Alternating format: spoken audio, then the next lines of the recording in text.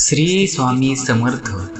मित्रांनो, स्वामींचा उपदेश ऐकण्याआधी चॅनलवर नवीन असाल तर चॅनलला नक्की सबस्क्राईब करा आणि बाजूला असलेल्या बेल आयकॉनवर प्रेस करा, म्हणजे येणारा प्रत्येक व्हिडिओ तुमच्यापर्यंत पोहोचेल. तर स्वामींचा उपदेश जाणून घ्या. सगळेच दरवाजे बंद आहेत.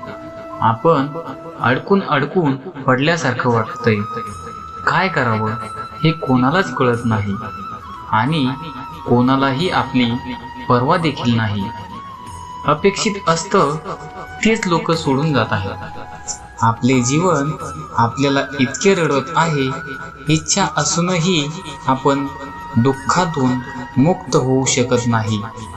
आपले पूर्ण ताकद आणि पूर्ण बुद्धिमत्ता वापरूनही आपल्याला आपल्या समस्यांवर तोडगा भेटत नाही.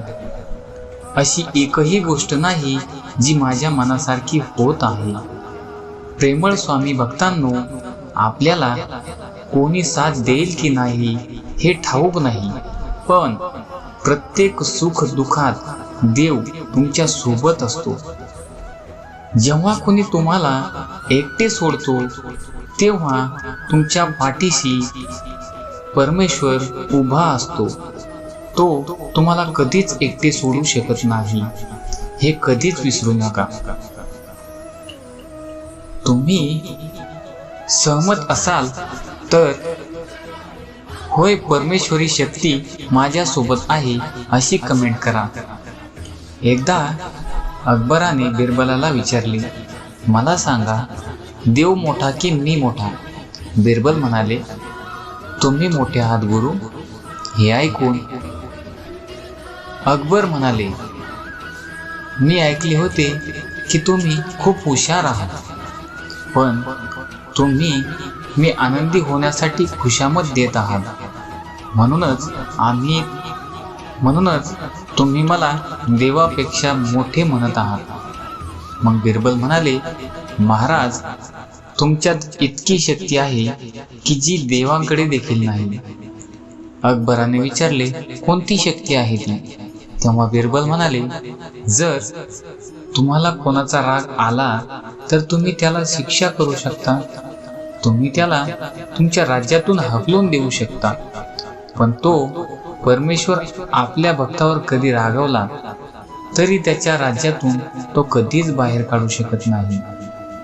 पण हे विश्व त्या देवाने निर्माण केले आहे, त्यामुळे आपण लाखो चुका करू शकतो, पण देव आपल्याला कधीच सोडू शकत नाही.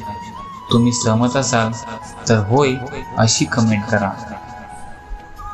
मी रोज पाप करतो, तो रोज माफ करतो. मला सवयीने भाग पाडले जाते आणि तो दया करणार आहे, म्हणूनच त्या देवाला परमपिता म्हणतात. हे जग आणि ही माणसं अशी आहेत की जेव्हा तुम्ही त्यांच्यासाठी काही कराल तेव्हा ते तुमच्यासाठी काही करतील. पण आपला देव, आपला परमेश्वर, आपले स्वामी आई, तुम्ही त्या देवासाठी काही करा किंवा करू नका, फक्त मनापासून विश्वास ठेवा. त्या देवाला हाक मारा, स्वामी समर्थांचा जप करा. ते नेहमी तुमचा हात धरतील. वेदनांसाठी ते तुमच्या दारात त्या वेदना घेण्यासाठी उभा असतील. जगाची भीती वाटली तर स्वामी आईजवळ जाऊन शांत बसा. हे जग तुझ्या आशा तोडू शकते, पण या जगाचा निर्माता कधीही तुझ्या आशा तोडणार नाही. तुम्ही सहमत असाल तर स्वामी आई, मी तुझं बाळ आहे अशी कमेंट करा. तुझे कर्मभूमी ईश्वर स्वतःहून तुझ्यावर कृपा करत असतो. तो एक असा आहे ज्याने तुझी काळजी घेतली आहे. एक व्यक्ती रोज देवाची प्रार्थना करायची. एके दिवशी तो देवाला म्हणाला, कृपया मला आशीर्वाद द्या. तेव्हा देवाने त्या व्यक्तीला सांगितले की मी प्रत्येकाच्या दुःखात सदैव सोबत असतो. जेव्हा त्या व्यक्तीने देवाला विचारले की प्रत्येक दुःखात तू माझ्या सोबत चालतोस, हे मला कसे कळेल? तर त्या दिवशी देवाने सांगितले की आता तू चालशील तिथे तुझ्या पावलांनी आणखी 2 पावलाचे ठसे तयार होतील.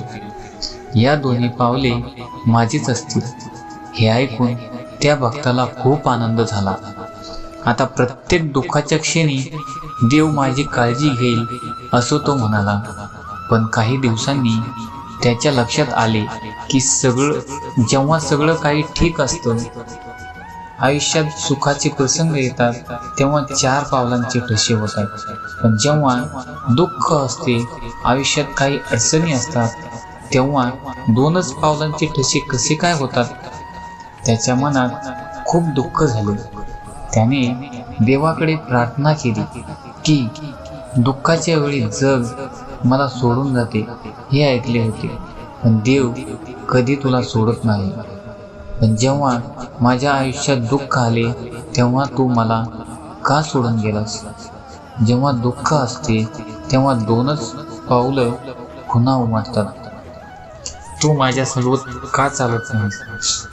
तेव्हा परमेश्वर प्रेमाने म्हणाले, अरे बाळा, तुझ्या आयुष्यात जेव्हा जेव्हा दुःख असतं तेव्हा तेव्हा मी तुला उचलून घेतो, म्हणूनच तुझ्या पावलांचे ठसे उमटत नाही. अरे बाळा, माझे तुझ्यावर खूप प्रेम आहे. मी तुला माझ्या काखेत उचलून घेतलेलं असतं, म्हणून तुझ्या पावलांचे ठसे तुला दिसत नाही. तर मित्रांनो, पुन्हा एकदा कमेंटमध्ये स्वामी समर्थांचा जयघोष करायला विसरू नका. स्वामी आईंची तुमच्यावर नक्की कृपादृष्टी होईल. श्री स्वामी समर्थ.